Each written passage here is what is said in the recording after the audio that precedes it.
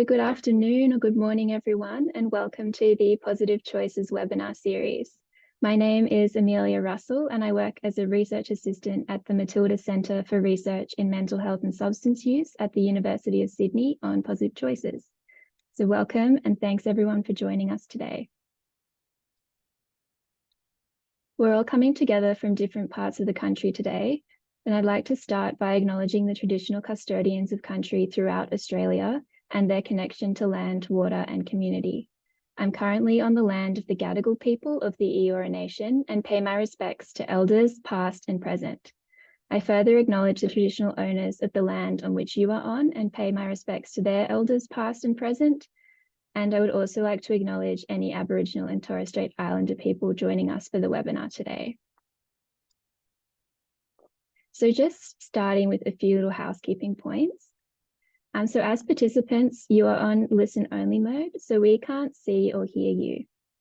The webinar is being recorded and we will get it up on the Positive Choices website in about 24 to 48 hours, along with the slide handouts. At the end of the session, we're going to have a Q&A session. So please feel free to add your questions to the Q&A box you should be able to see on your screen.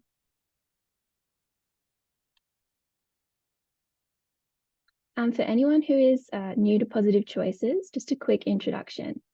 Positive Choices is a website that provides access to trustworthy, up-to-date, evidence-based alcohol and other drug information and educational resources suitable for parents, school staff, and students. Positive Choices is funded by the Australian Government Department of Health and Aged Care and was developed by the Matilda Centre at the University of Sydney in consultation with teachers, parents, and students.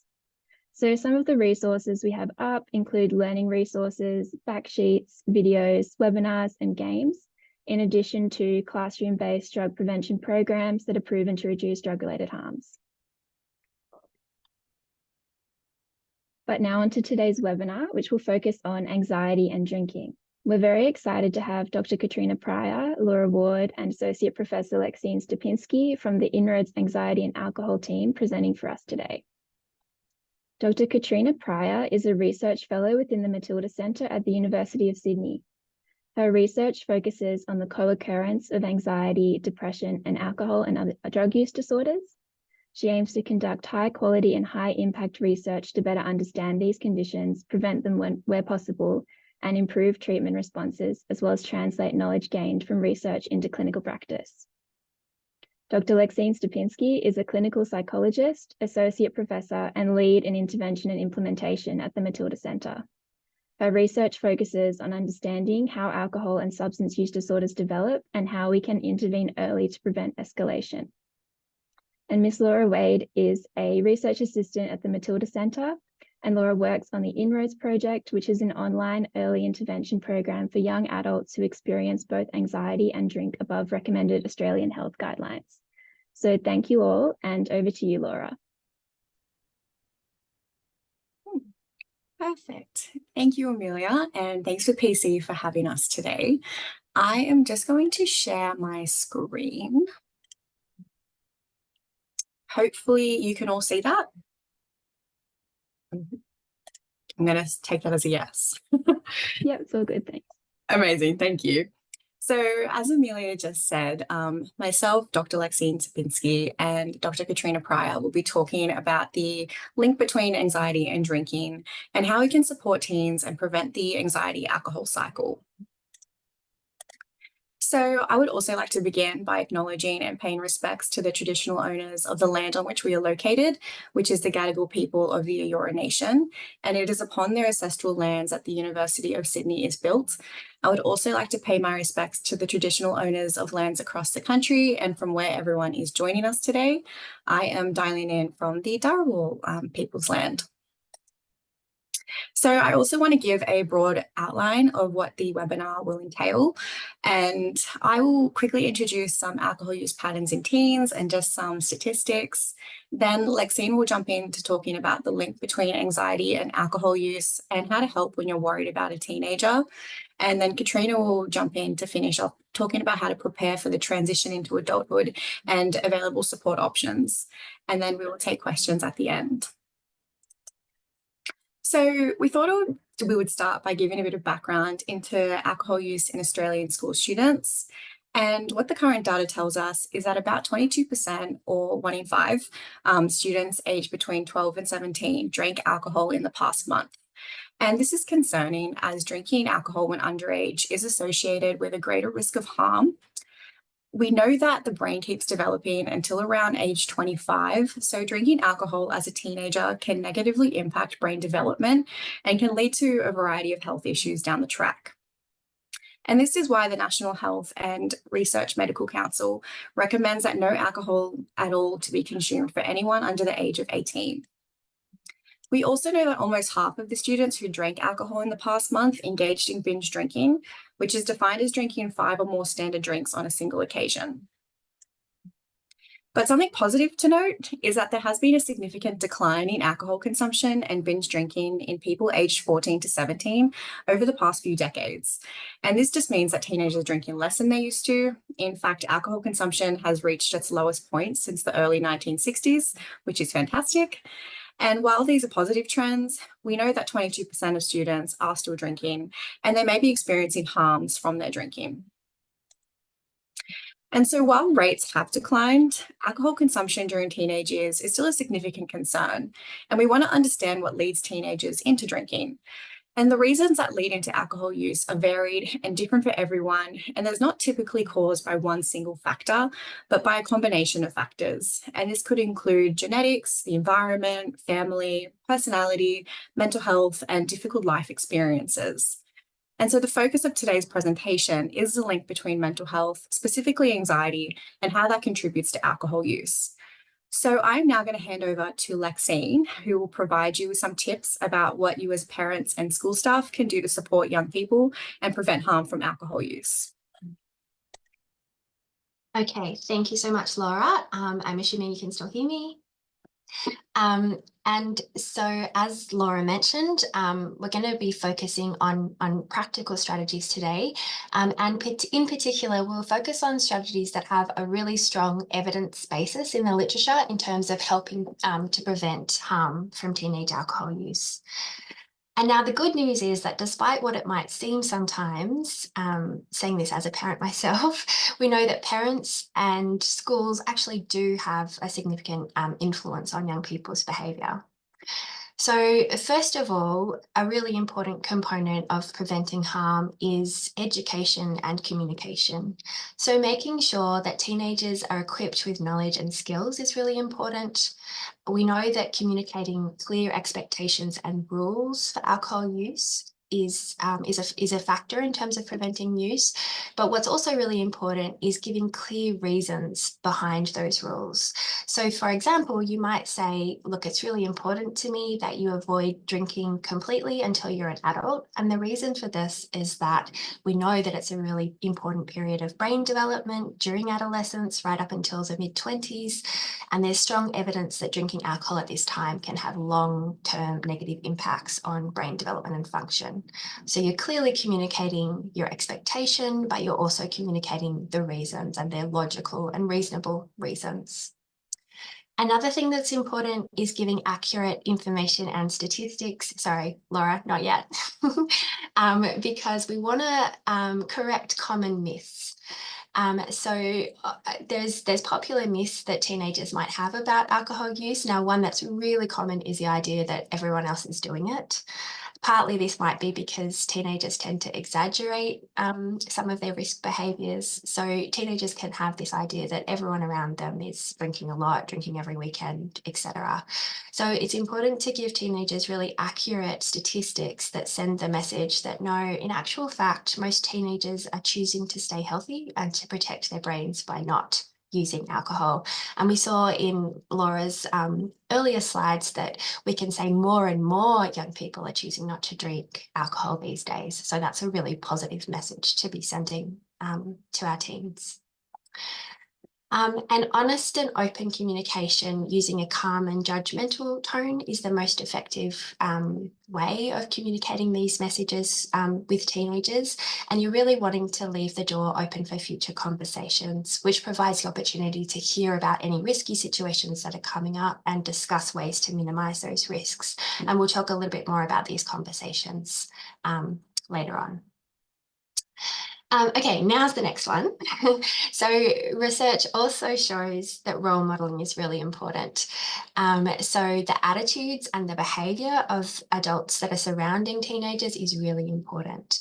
And so in your own behaviour, and this is for all of us around teenagers, it's important to not inadvertently send the message that excessive drinking is either normal or funny or a rite of passage. So those kind of adult conversations that people could be having about, oh yeah, that time at that party that X, Y, and Z happened, these conversations might be inadvertently telling teens that getting really drunk is funny or fun. So on the flip side, what is really important is modelling safe alcohol consumption in your own behaviour. And this is sending the message to young people that it's not necessary to drink to have fun or to socialise with others. Now, the next one, supply and monitoring. This is, again, another myth that's important to talk about because there was a really popular belief among parents that allowing teachers to drink at home, so giving them alcohol in a safe environment, was a good way to introduce teenagers to alcohol safely and, I guess, get them used to it, get them accustomed to how to drink alcohol safely. But we've now shown time and time again in research that that is a myth. So it's important that we correct this myth and let people know that that's not the case. So there's been good long-term studies that have shown that even supplying small amounts of alcohol to teenagers has negative effects in terms of increasing later use and increasing use away from parents and harmful consequences down the track. So sending the message, I expect that you won't use alcohol and I'm not going to give you alcohol at home, not even a sip, really communicates that clearly and is the most effective strategy. Another part of that is staying connected to teenagers and knowing where they are. This is another parent behaviour that reduces harm. And so part of this can be getting to know your teenagers' friends, keeping them and the parents connected to you. And this means that you can also be on the same page about the rules and expectations that you have for alcohol use. So knowing that when your teen goes to a party, that the parents at that party will also be on board with the idea that there's not going to be alcohol at the party. And finally, another way that we can prevent harm from alcohol use is to really understand and address some of the reasons for use. And this is where we'll focus the rest of the presentation on today in terms of understanding that link that there can be between mental health and alcohol use. So next slide, please. Great.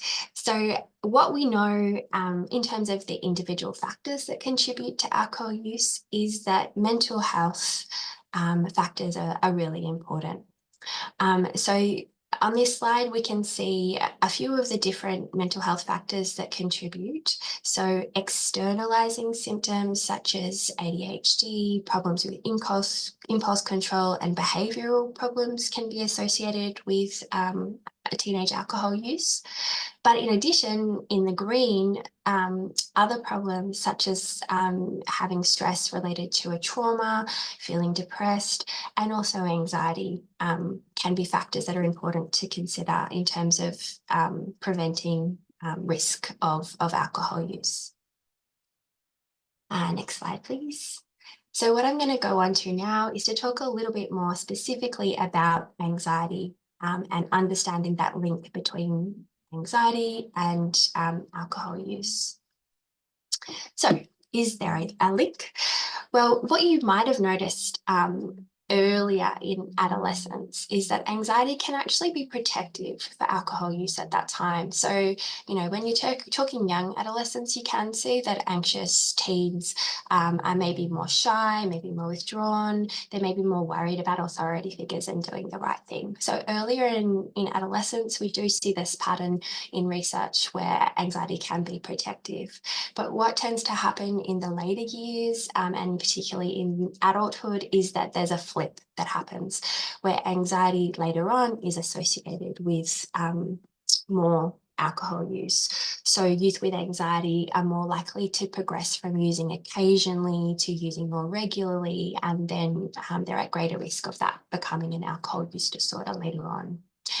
And we know that one of the reasons for this is that while the reasons for alcohol use are quite varied, people with anxiety often report that they're drinking alcohol to cope with their emotional symptoms.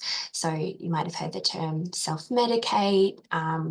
So really drinking to cope with that nervousness, to reduce it, to manage it effectively. And in the research, we see this link. So 1 in 3 people with anxiety say that they drink alcohol due to its real or its perceived anxiety reducing effects. So that's important. It doesn't have to actually reduce anxiety. People just have to believe that it reduces anxiety. And what we also see is that relying on alcohol to manage anxiety is not an effective strategy. So while it might feel like it helps reduce nervousness, make you feel more comfortable, make you feel more like socializing, it's actually having a rebound effect on anxiety. So we see that anxiety puts young people at 6 times the risk of developing an alcohol use disorder later in life. So what this means for us is that understanding that link between anxiety and alcohol use is really important, and that one of the ways that we can help to prevent alcohol use problems is by helping teens to develop healthy coping strategies to manage their anxiety before they run into trouble and before we see that link with alcohol. So let's hone in a little bit on anxiety now. So we know that all of us here have experienced anxiety, worry or stress from time to time. I'm experiencing a little bit of it right now. And anxiety can be a motivating and a helpful response. It helps you to get things done, such as writing a presentation you need to write, studying for a test, or protecting you from danger. But in some people, anxious feelings don't go away. They're there all the time and they're out of proportion to the situation. And when anxiety starts to go into overdrive, it can start to cause problems or stop people from getting the most out of life. And I guess that's the warning signs that we want to look out for in terms of anxiety. We're wanting to notice when it's starting to get in the way of everyday life, when it's affecting people's capacity to go to work or function at school, or when it's stopping them from doing the things that they want to do, impacting on their relationships with their friends or their family members. And in Australia, we know that almost 1 in 6 Australians experience anxiety at that level, so at the level where it's causing problems with functioning. But we know that this is even higher among young people. So you see here this a bit alarming figure, really, that 1 in 3 people aged 16 to 24 years has had experienced an anxiety disorder in the last 12 months. So that's the most recent data that's coming out of our National Survey of Wellbeing, so 2021-22. So yeah, telling us that anxiety is really something that we need to be thinking about. And I imagine that's why we have so many of you at this webinar. We know that anxiety presents differently for different people, and even within the same person, it can present differently over time. So I just wanted to talk through some of the common anxieties that you might be seeing. So for some people, anxiety might be mostly about meeting new people or being in any situations where they're around new people, or any time where they might worry about so in the case of teenagers, worry about what other their friends or other teenagers might be thinking, or how they might be judging them.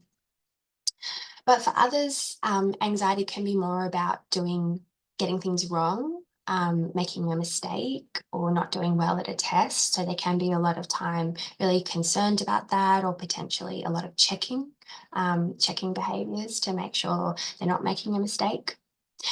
In other cases, anxiety is very dominated by physical symptoms. So, for example, feeling a racing heart or shortness of breath. And sometimes this can be at the level of intensity that young people can actually worry that there might be something physically wrong with them. So that they might be worried about having a heart attack, or they might be worried that they're going crazy, they're losing their mind. So the anxiety feels so strong that you then become concerned about it being abnormal.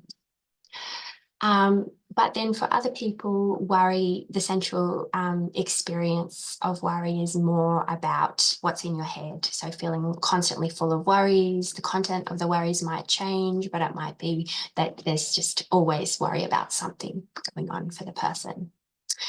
And finally, we saw particularly after COVID, and that concerns about health and concerns about health risks are on the rise at the moment. So people might still have anxieties related to worrying about potential health risks, or worrying about germs or the spread of germs as well. So these are some of the common anxieties that you might see. But in terms of bringing it all together, sorry, Laura, I'm giving her a hard time with the slide progression, but she's doing great. So in terms of the signs and symptoms, what all these different anxieties have in common is that we know that they all interact with each other. That they all have three core components that all interact with each other. So what we're looking to recognize when we're looking out for anxiety are the physical symptoms, the thoughts, and the behaviours. These three components, these three parts of anxiety that contribute to the problem and that also interact with each other. So the kind of worrying thoughts that people have contribute to how they're feeling physically, and likewise contribute to their behaviour. So because these three components of anxiety are all interlinked, the good news is that by applying strategies, looking at identifying symptoms in each of these components and applying strategies to target the different areas, we can affect the whole system. So working at the three different areas helps us to be more effective in helping people manage anxiety. So what I'm going to do now is talk through these different components in a bit more detail, talk about some of the signs and symptoms to look out for, and then also some of the strategies that you might be able to encourage young people to implement.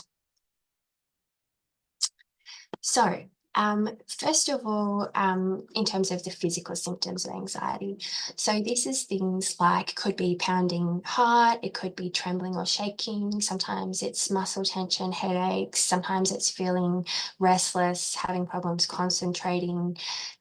For some people, they get lack of appetite or feeling the butterflies, and sometimes feeling very, very irritable. Also important to note that problems going to sleep or even early morning waking can be the physical symptoms of anxiety. And as I mentioned before, sometimes these symptoms are so intense that the young person might worry that there's something seriously wrong with them physically, so they might be concerned about health issues related to those. And secondly, the second component, the thoughts that really drive anxiety. Now, this one might be a tricky one for our audience because the thoughts underlying teenagers' anxiety might not always be obvious. They might not vocalize those thoughts. So these signs might be less obvious than, say, the physical or the behavioral components. But by exploring what might be driving the young person's anxiety, so asking questions to understand why they're nervous about a particular thing, you might come to understand the types of thoughts that are there in the background. So it could be things like, in social settings, they'll think I'm boring, they think I have nothing interesting to say, they think I'm lame, I'm going to get this wrong. Increasingly lately, young people can be worried about ecological concerns. So we hear a bit like, the world is headed for destruction, like there's nothing, it's all kind of pointless and futile. I'm not good enough and something is wrong with me. So these are just some example thoughts, but there's so many different thoughts that there might be. And what the thoughts have in common is that they tend to focus on the worst possible scenario. And that's what happens with anxiety. It's focusing on not necessarily things that are probable, but things that are possible, and getting stuck in that, imagining all of those worst case scenarios. And then finally, in terms of the behaviours, avoidance is really the hallmark that we're talking about with anxiety. So avoiding particular people, situations, places, avoiding school or separating from adults could be present as well. But you also might see behavioural outbursts, and this might be because of the intense anxiety the person has about particular situations or places. Or it might be in an attempt to avoid particular things. Other behaviours you might see are compliance, people pleasing, avoiding being the focus of attention. Now, in terms of supporting teens to cope with anxiety, what we can do is encourage them to put in place strategies in each of these domains to help manage their anxiety. And as I said, the good news is because the three domains are interrelated, by applying strategies that target one area, we can affect the whole system. But what is also important is that strategies, everyone really differs in terms of what strategies work for them and what's most effective. And so it's important to guide the young person to try some different strategies to find out what's best for them, what works for them, and keep applying those strategies.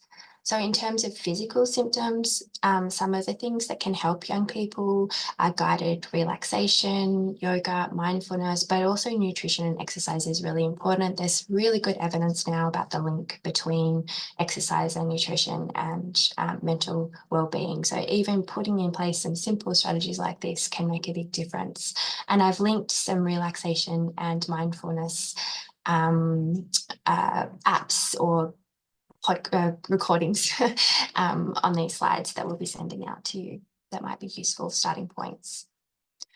In terms of the strategies for thoughts, what we really need to encourage young people to do is to notice the difference between productive thinking, productive problem solving, and worry. And really when it's worry, what they might be noticing is that worries are just snowballing. So it's just jumping from one catastrophe to another catastrophe, and it's no longer problem solving. It's no longer thinking what's best. It's just a cascade of worry. And what can be really useful here is to, first of all, just notice it happening, and to notice and acknowledge that just because we think something doesn't mean it's a fact. I have all sorts of strange thoughts all the time, and they're definitely not all facts. So even just kind of creating that insight can be really helpful. But then another thing that we can do is encourage young people to consider alternative ways to view the situation. And this is something that talking things over with someone can help with. It can help you to see different perspectives and potentially take a more balanced view, a less catastrophic view of the situation and what's happening in it. And finally, talking about behaviours now, one of the most important things that we can do when we're talking about anxiety is helping them to notice the way that their behavioural patterns, and in particular the way that avoidance contributes to anxiety. And what we've shown time and time again in research and in clinical settings is that the more that people avoid things, the more difficult they become. It makes sense that people avoid things that they're anxious about, but it really does just reinforce the anxiety. So gradually encouraging young people to reduce their avoidance, to, in a kind of manageable step-by-step way, start to reintroduce themselves to situations that they're worried about, in combination with the other steps, the other strategies for their thoughts and for their physical sensations, is something that can be really effective in helping to manage anxiety. Okay, and what we're going to move on to now is obviously these are some kind of simple, common sense strategies that you can put in place to help guide your team. But we want to just touch now on what to do when you're really worried, either about a teenager's anxiety or worried about their alcohol use, how to kind of get started if that's the situation. And whether you're a friend or a parent or a school staff member, there might be times that you have had conversations with teenagers about their anxiety or about their alcohol, their amount or the way that they're using alcohol that make you really concerned. And one of the most important things that you can do in these cases is to really connect in, open the communication channels and let you know that you're there for them and that you're listening to what is going on for them. It can be difficult to approach these conversations for young people who aren't necessarily keen to talk about the issues. So instead of launching in immediately, laying some groundwork by discussing other topics of interest to the person, you know, what's going on with their football team, for example, is a good kind of way to get into the conversation. Over time, though, it's good to, or it's okay to discuss the concerns directly, but the most effective conversations are those that avoid confrontation, avoid accusations, and avoid lecturing. So, for example, you can kind of lean into your concerns with a more soft approach, saying something like, you know, I'm wondering if things are really tough for you at the moment. I've noticed that you haven't been seeing your friends as much, or whatever it is in the behaviour that you've noticed. And we've linked here a positive choices fact sheet that provides some additional advice about starting and navigating those conversations that you might have with a young person. Okay, so the really good thing about these conversations, having open conversations and listening to the person, is that it helps you to understand the reasons behind their alcohol use. So as we've talked about today, the young person might be using alcohol to help them feel less nervous at parties or to help them fit in, or in some cases, it might be the way that they get to sleep. And so understanding the reasons behind alcohol use can then open up the door to a useful conversation about coping strategies that they may be able to put in place instead of alcohol use. So, for example, learning some of the anxiety management strategies that we've talked about. And open conversations are also useful for identifying some of the negative aspects of alcohol use. So it's likely that there are some things that the young person doesn't like about drinking. It might be that sometimes they're embarrassed about things that they've said or done when they've been drinking, or it might be that they're worried about the impact it's having on their sports team performance or on their academic performance. So by exploring and just understanding, letting them talk, you can kind of get a handle on some of these reasons that might underlie their alcohol use. And giving this space to discuss alcohol use and open up to some of the negative aspects is a good way to ensure that the conversation is going to be a motivating conversation that encourages change. So the evidence suggests that the most effective conversations are the conversations where you're allowing the young person to express and explore their own reasons for wanting to change. And I've linked another link, another bit of homework for you, but a link called the Making the Link video series. And this actually provides some video demonstrations, which is really helpful about how to have motivating conversations and also things to avoid. Because, you know, what we need to remember is that it is common for people to have mixed feelings about whether they want help and whether they want to change. So really allowing them to express the goals that they do have, the things that they would want to change, but just kind of writing out the fact that there might be some other reasons that they really like drinking or things that they're really getting out of drinking. And, you know, the topic of today, they might be really getting out that it's helping them to manage their anxiety. So it's important to see our conversations as just a starting point and probably the first of multiple conversations. So communicating to the young person that that you're there if they need to talk again, but also that you are going to check in with them again to see how things are going, to see if they've been able to make any changes, or to see if they're wanting to link in with some professional help. Which brings us to the next aspect it's a really important message to send to people, young people, that there is support and effective treatment available for both anxiety and alcohol use. There's a large literature there that tells us that there's effective support available. And so what we want to do is encourage the young person to share their concerns with a trusted adult or parent and assist them with linking in with that effective support. And just a note, of course, I know some school staff might be joining us, that individual schools will have policies around the appropriate actions to take here in a case where you're concerned about a young person and wanting to link them in with support. But just to move on to my last slide, I think. I just wanted to give you some options. Obviously, there's a lot out there and it depends on your area and where you are, but I just wanted to mention some of the options for linking a young person in with professional support for anxiety or alcohol use issues. So school counsellor, of course, is a great first port of call. Headspace services, if you're not aware of these, are services, national services that are available for people aged 12 to 25. So their whole remit is really about understanding how to help young people. And this can be for both anxiety or alcohol issues. They have counselling support, chat, but also face-to-face treatment available. And it's low cost or free treatment.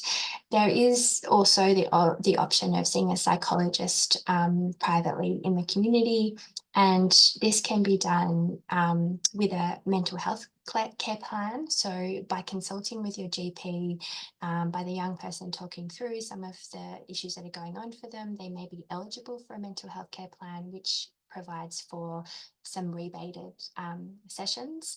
I've linked here a helpful fact sheet that just goes through the steps for getting a mental health care plan, because I know some people aren't always aware of those steps.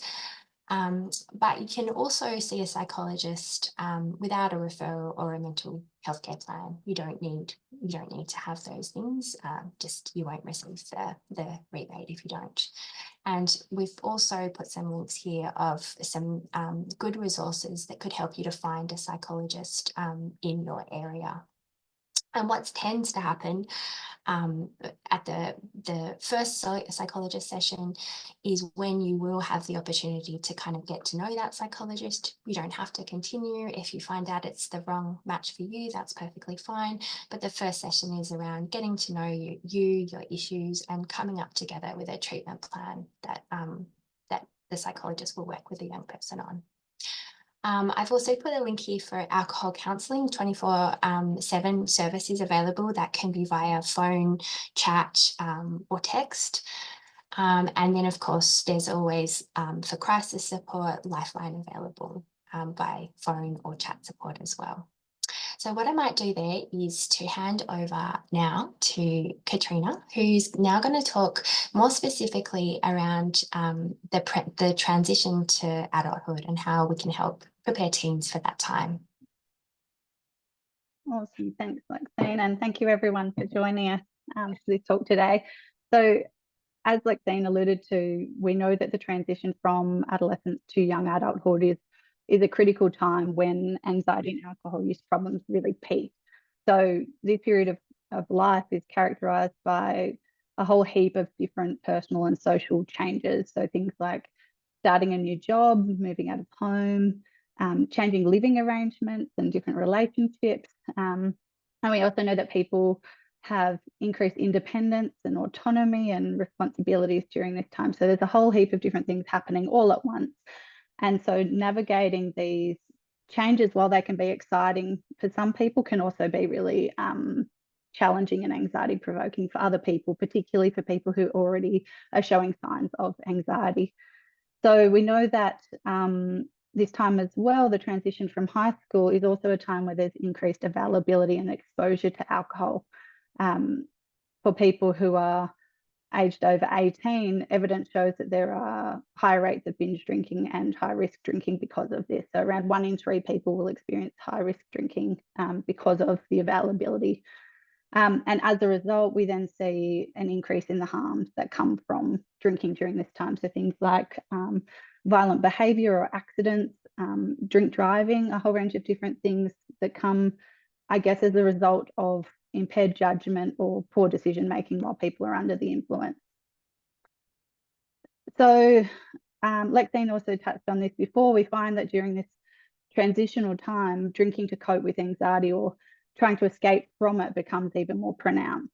And there are also a range of different other reasons that people, young people, start drinking during this transitional period, which Lexine touched on, but the social context becomes really, really important at this time. So along with drinking to cope, there are social motives for drinking. So some people drink to be more sociable or confident or outgoing in social settings. So when they're in parties, you know, they might drink before going to a party, for instance. And they use alcohol as a means of bonding or connecting with other people or enhancing their social interactions. Another reason people might drink is to conform with their peers or what they think their peers are doing. So drinking to fit in with their peers has a really powerful influence on young people's drinking during this time. So people often think that everyone else is doing it. I know I did that as a teenager, not necessarily to do with alcohol use, but I would say to mum and dad, oh, everyone's doing it. So, you know, when that's related to drinking and you think everyone else is doing it, you don't want to be the uncool one as a teenager who's not drinking. So drinking to fit in, and then also peer pressure becomes really important at this time. And if people don't know how to say no, they often succumb to that peer pressure. Another reason people drink is for enhancement reasons. So drinking to celebrate or for excitement or enjoyment is really, really prominent at this time. So we know that a lot of things we do these days, you know, alcohol is associated with celebrations and sporting events and recreational activities.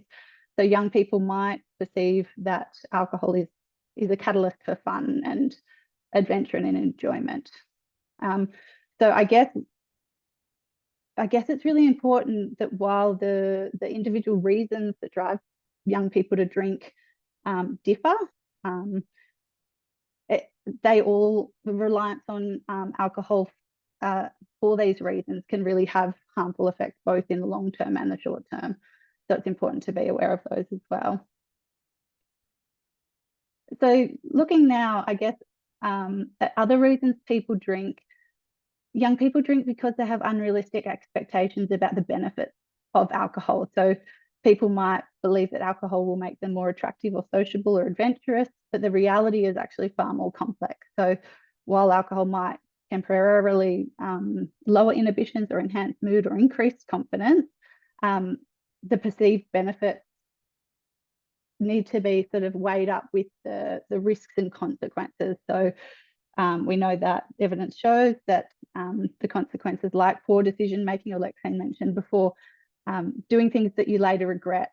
That's a big thing for teens, is doing something while they're under the influence and then the shame and guilt the next day over what they did because they made a fool of themselves becomes really important. So I guess understanding the reality of alcohol use is really critical in navigating its effects responsibly. So during this transitional period out of school, it's essential to recognise that while alcohol might temporarily offer relief or enjoyment, if it's not used in moderation, then it also carries significant risks and consequences.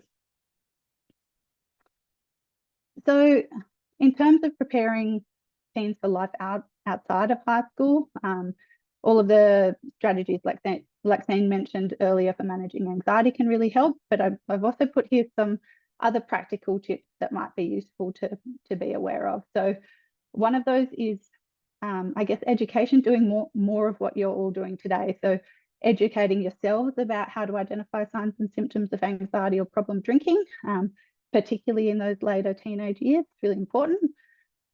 Also helping to develop independence in young people so that the tasks that might otherwise be quite anxiety provoking feel less stressful for the teenager. So having, I think one that really stands out to me at the moment with the particular climate that we're in is having conversations around finances and budgeting. This has been identified as one of the biggest stresses in young people at the moment because of cost of living. So helping them think through those things and how they'll live in an independent way is really important. Also developing alternate coping activities. So we touched on this before, but helping teens identify, I guess, age-appropriate alternatives. So healthy activities they enjoy that will help them perhaps express themselves or distract their mind or promote relaxation. So a couple of different ones I thought of were things like finding a new place to eat or seeing a new film or a band. So something alongside, podcasts and meditation, but also age-appropriate things for that transition that might be also quite novel and engaging for them.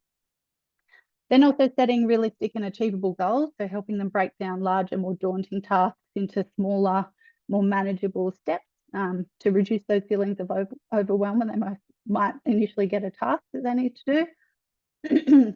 And then also developing time management skills, so helping teenagers learn to prioritize tasks and figure out what's most important to them is a really good strategy. And this helps them sort of manage their deadlines and balance work and leisure activities as well.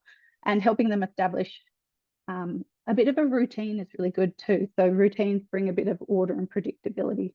So that's really useful to be aware of as well. And then a couple of strategies for drinking specifically.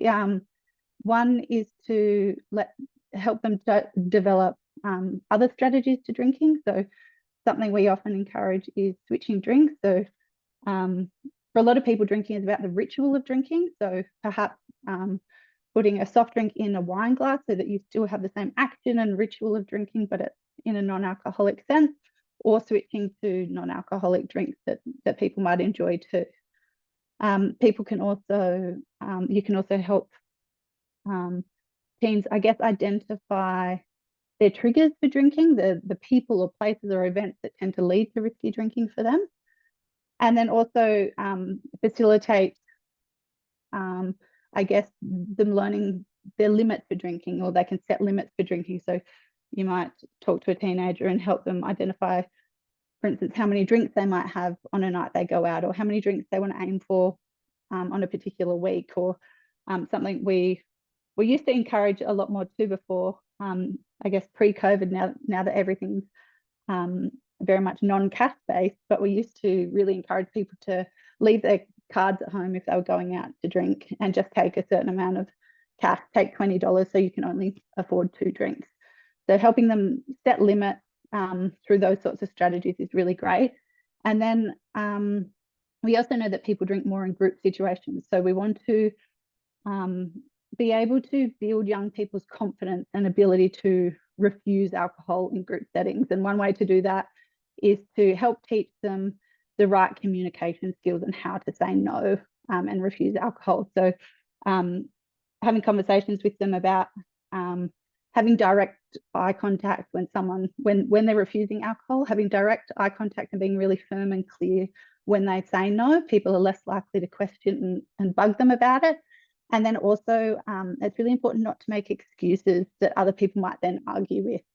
So teaching teens those sorts of skills can be really beneficial in helping them reduce their drinking.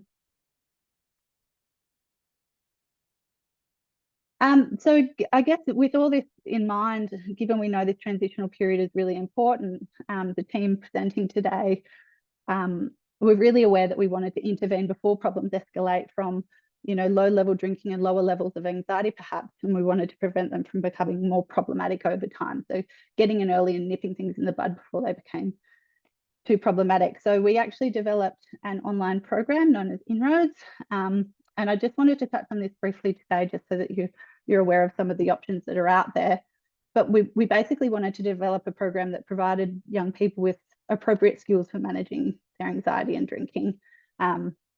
So the program we developed uses cognitive behavioral therapy techniques to, I guess, equip people with skills to manage their anxiety and the life stresses that happen and not rely on alcohol as their way of coping. So it's a 5-week program. It's delivered online, and it was supplemented by therapist support through weekly emails and 2 phone calls across a 5-week period. And after talking to young people, we decided to deliver it via the internet. So we knew that not only would that make the program more accessible for people to access across Australia, but it also would reduce barriers to face-to-face treatment seeking Big issues related to that are cost, and then time constraints, having to go see someone within, a 9 to 5 period. So online interventions really help with that. So we ran a trial of Inroads in 2018, and we wanted to evaluate how effective the Inroads online program was in reducing anxiety and drinking in young people. And we compared how effective that was to providing education around alcohol use and providing young people with safe drinking guidelines. So we recruited 123 people aged 17 to 24 from across Australia, and we allocated half of those to receive the Inroads program and half to get the alcohol education. And what we found was that over a 6-month period, the Inroads program, which you can see is in the green there, if I'm looking at that right, the Inroads program resulted in significantly greater reductions in anxiety as well as drinking behaviours compared to the control. So we were really pleased with that, not particularly surprised, but we were really pleased to see that the program was beneficial. And we also received really positive feedback about the program from young people. We asked them for their feedback in a sort of free text way to get the feedback on what they thought, and they really found that the program's format was appealing. So that was really great to know. So a couple of takeaways from the trial were that we found out, reinforced that addressing both anxiety and alcohol simultaneously is really worthwhile.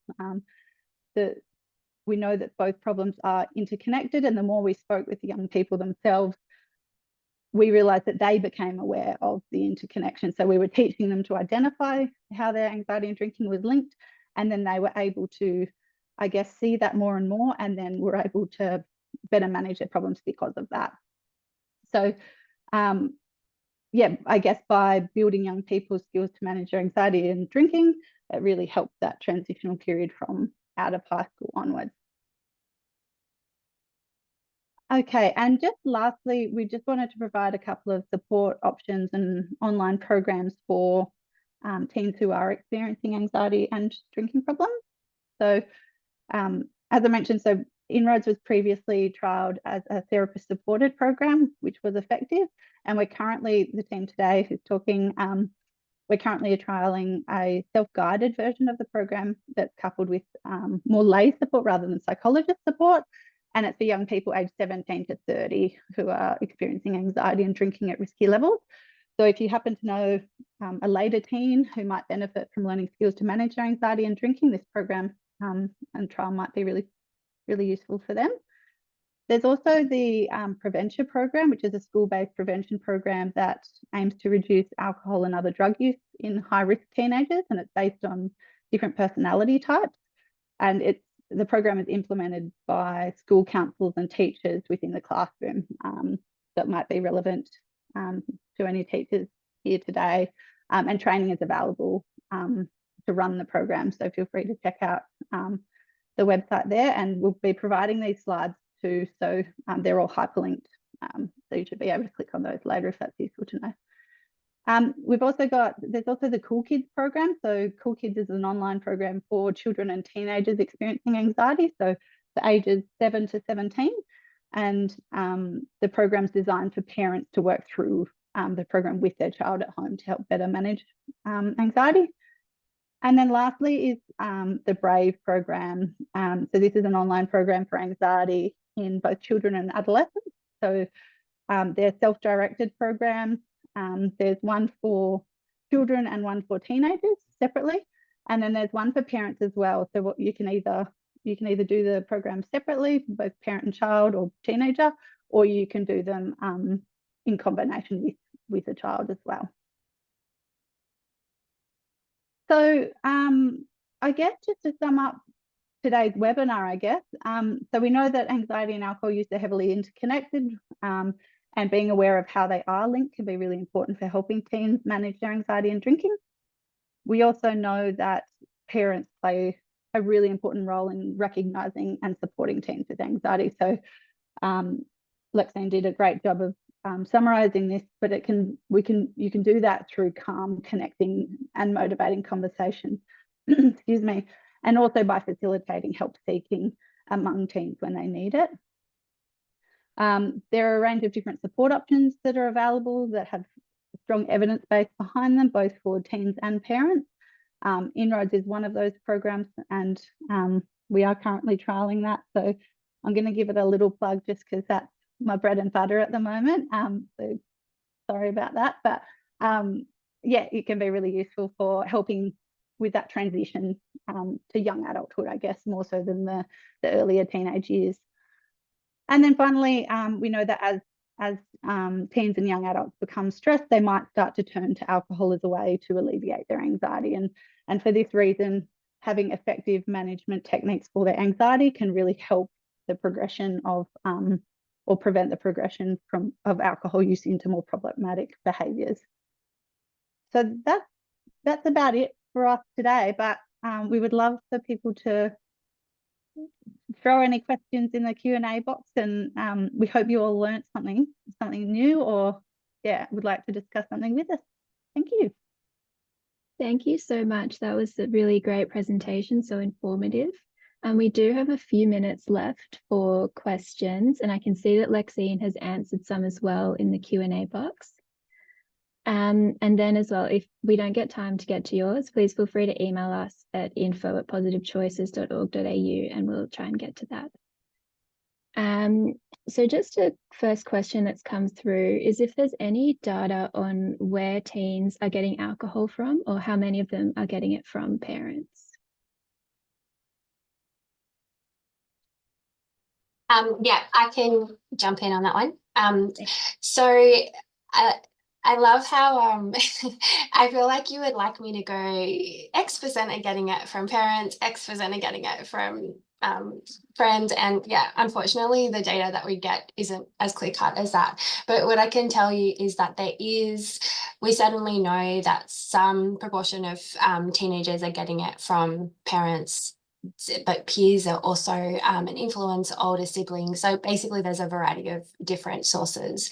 But I guess I know I talked earlier about parents and supply, because I think it's just a really important one for us to target, because we know now, first of all, that I think when I talk to parents, a lot of parents still kind of have this the Mediterranean kind of understanding of parents and alcohol supply, where it's sort of like, yeah, the idea of giving kids, letting them have a glass of wine with you over dinner, civilized, it teaches them how to use alcohol responsibly. And like, I think it makes sense, intuitively it makes sense, but the data is just telling us time and time again, no, that the data really shows that if you do give your children alcohol, parental supply of alcohol, it is actually going to be associated with greater risk later on. So I think it's one that we can really focus on. Obviously, we can't control what their friends do, but we can control what parents do. So I think it's a really important one to focus on. Thanks, Lexine. Just another question we've had is, what is considered early intervention re the Inroads program? So is that based on how long people have been drinking, or how much they've been drinking? Did you want to take that one, Kat? Yeah, I can take that, but feel free to interject if you have other thoughts. So the way we define it is, I guess, more about intervening before problems necessarily, or like when symptoms first start emerging, rather than it being sort of dependent drinking or anything more severe. So intervening early, both I guess in an age sense, so intervening before, or while they're young, and in that period before things typically peak, but then also in a symptom sort of level, intervening before problems become too severe, so that you have more room to improve and prevent progression into more severe problems. Thanks, I don't know if you have any other thoughts about things. No, I was distracted by all the other fascinating conversations in the Q&A. Thank you to everyone putting in your questions. I'm very much enjoying the dialogue. And we are right at the end. I think we might have time for just one more, and then otherwise we'll try to get back to you over email as well. So someone's just asked if there's a difference among young men and women regarding anxiety, and in terms of the interventions, the catalyst, and how their experience interacts with alcohol. Yes, we definitely know that that there is a effect where women are more likely to experience anxiety, so to have anxiety and anxiety disorders. But when we're talking about alcohol, we also know that typically men have been more at risk of alcohol use disorders. So when we're talking at both problems, we're probably, you know, for example, the Inroads program, we tend to get pretty much a mixed sample because, you know, yeah, there's both people that are going to be affected, both men and women that will be affected by this. In terms of the interventions and the catalysts, the data to this point is that it's fairly similar. So that drinking to cope relationship, it'll probably present slightly differently. So for example, in male roles, there's often an expectation, like with dating, for example, that you're going to be the one who's you know, maybe more prominent, or, you know, initiating conversations with you, with someone, et cetera, et cetera. And so they might be more reliant on alcohol to help them do that. Like there might be slight differences in the way it presents, but in general, the link is still there, and also the interventions are the same. Yeah. Thanks, Lexine. I do think we've got to the end of this now. So I've just put up our email address here, and please feel free to send in any more questions and we'll get you in touch with the Inroads team. Thanks everyone for joining us today.